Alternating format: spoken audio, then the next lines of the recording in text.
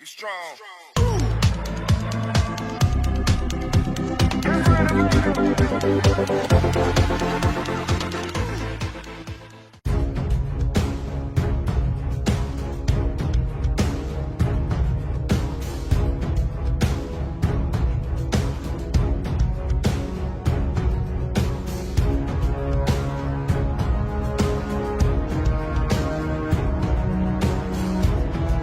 During his recent visit to Spain, Senate President Juan Miguel Zubiri toured Navantia's headquarters and engaged in discussions with the company's executives. The focus of the meeting was Navantia's shipbuilding capabilities, particularly its potential to supply vessels for the Philippine Navy and Coast Guard. A photo accompanying the report features a scale model of Navantia's Avant series of corvettes, which could be considered for procurement by the Philippine Navy under its ship acquisition plans in the Horizon 3 phase of the revised Armed Forces of the Philippines modernization program. It is worth recalling that Senate President Juan Miguel Zubiri has been vocal in expressing his support for the modernization of the Armed Forces of the Philippines, AFP, particularly in response to China's assertive actions in the West Philippine Sea. The scale model presented to Zubiri closely resembles the corvette acquired by Saudi Arabia from Navantia. The Avant family of ships, featuring different sizes and configurations tailored for various missions, adheres to a unified design standard and philosophy. This approach allows each ship to draw upon the knowledge gained from prior patrol vessels, enhancing overall design and performance. Avant series encompassing a comprehensive range of missions, including research, support, patrol, and combat, and featuring displacements from 300 tons to 3,000 tons. The Avant family spans the entirety of patrol vessels. This includes configurations such as missile launches, hydrographic vessels, Coast Guard vessels, high-altitude patrol boats, and combat-ready patrol vessels. It would be remembered that in the initial phase of AFP modernization, Navantia engaged in the frigate acquisition project but ultimately lost to South Korean Hyundai Heavy Industry, primarily due to cost considerations. Generally due to cost considerations.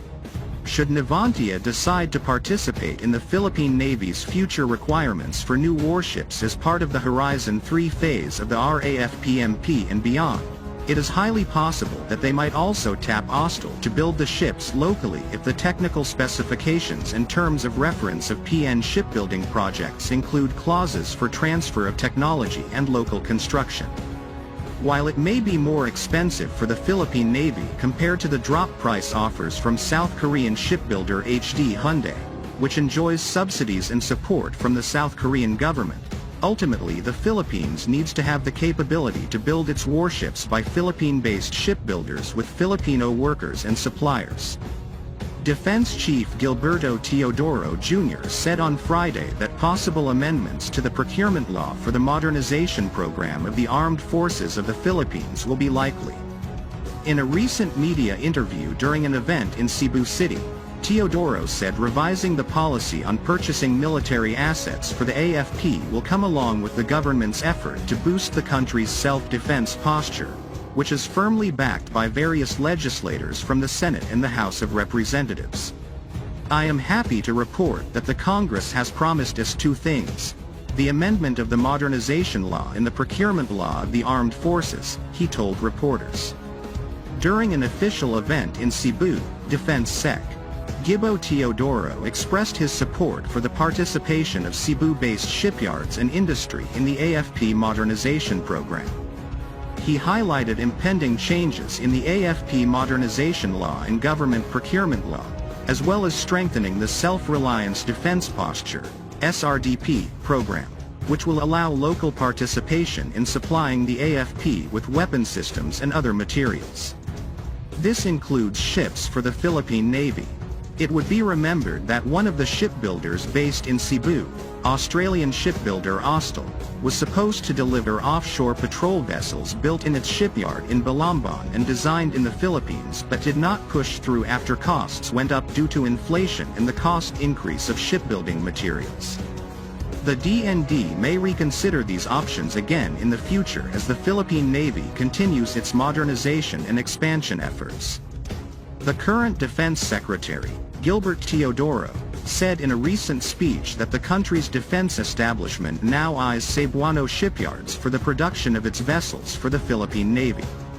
It was known from the previous administration that the Philippine Navy almost secured a contract with the Australian shipbuilder Austal, who also has a shipyard situated in Balamban, Cebu, until inflation got the deal and the contract went to HD Hyundai Heavy Industries, of which it became what is now known as the HDP 2200 Plus OPV.